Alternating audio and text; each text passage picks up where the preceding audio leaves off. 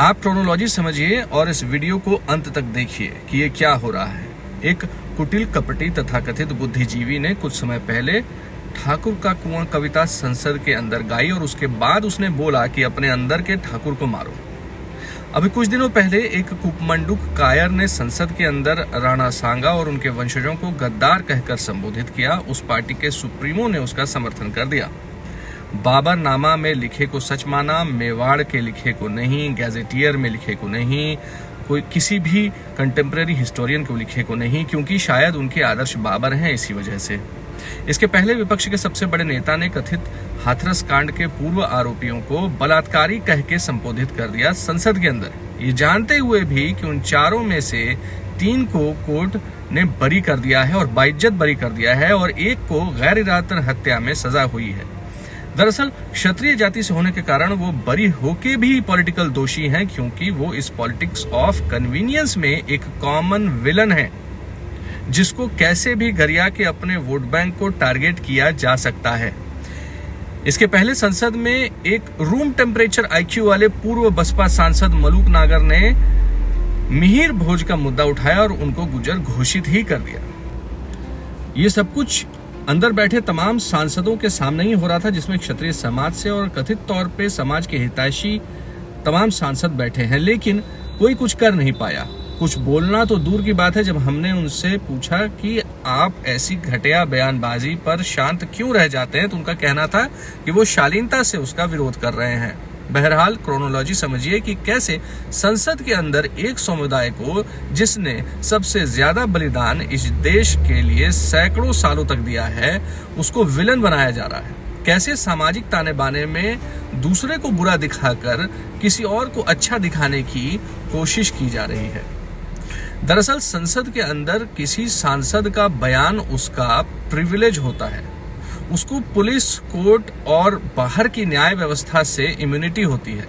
सभापति चाहे तो उस बयान को एक्सपंज करके संसद से उसको निष्कासित भी कर सकते हैं, लेकिन किसी ने ऐसा कभी किया नहीं, क्योंकि धीरे धीरे ऐसा माहौल बना दिया गया है कि क्षत्रियों पर झूठे आरोप लगा दो, कोई कुछ पूछने वाला नहीं है, वो तो बने ही है पॉलिटिकल पंचिंग बैग। कभी इतिहास विकृतीकरण तो कभी ईडब्ल्यूएस सरलीकरण, कोई सुन भी नहीं रहा है, क्योंकि समाज को विलन के तौर पर सामने दिखाया जा रहा है। विलन की कौन सुनेगा? चलिए ये बताइए कि हिंदू मुसलमान के बीच, इन दोनों समुदायों के बीच दरार डालने वाले को आप क्या कहेंगे? सांप्रदायिक कहेंगे, हेट मॉन्गर कहेंगे और ना जाने क्या क्या, है ना। और ऐसे लोगों को, ऐसा बोलने वाले कि अंदर के ठाकुर को मारो पर ताली बजाएंगे, हाथरस के बाइज्जत बरी लोगों को बलात्कारी बोलने का समर्थन करेंगे, राणा सांगा और उनके वंशजों को गद्दार बोलने पे मुंह में दही जमा लेंगे, सम्राट पृथ्वीराज चौहान, मिहिर भोज, राणा बुंजा, सुहेल देव, अनंगपाल तोमर, न जाने किस किस सम्राट के इतिहास चोरी पर धीरे से समर्थन कर देंगे या न्यूट्रल हो जाएंगे।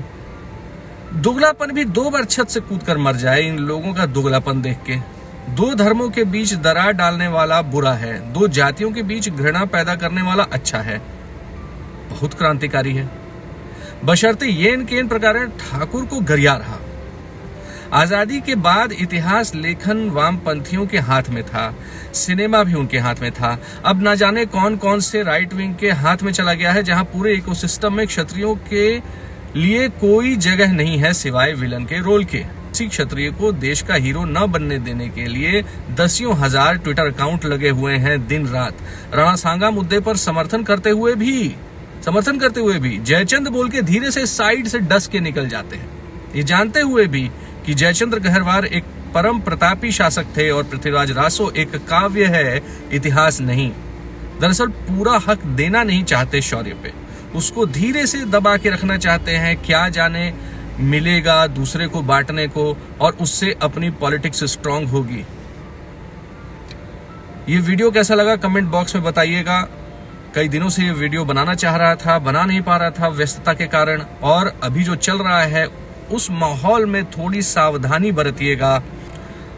दलित आपके दुश्मन नहीं है, मूल निवासी आपके दुश्मन नहीं है, वो आपके ब्रदर फ्रॉम अनदर मदर हैं। और इस बहकावे में मत आइएगा जो राणा सांगा को अपशब्द बोलने के लिए एक दलित सांसद को समाजवादी पार्टी ने सामने किया, उसके पीछे उद्देश्य यही था कि फिर से आपको एक पॉलिटिकल पंचिंग बैग की तरह इस्तेमाल करके और दूसरे को अच्छा दिखाया जाए, अपने वोट बैंक पॉलिटिक्स के लिए आपके इतिहास को मिट्टी में मिलाया जाए। हमारे YouTube चैनल को लाइक कीजिएगा, सब्सक्राइब कीजिएगा और अपना ध्यान रखिएगा। धन्यवाद।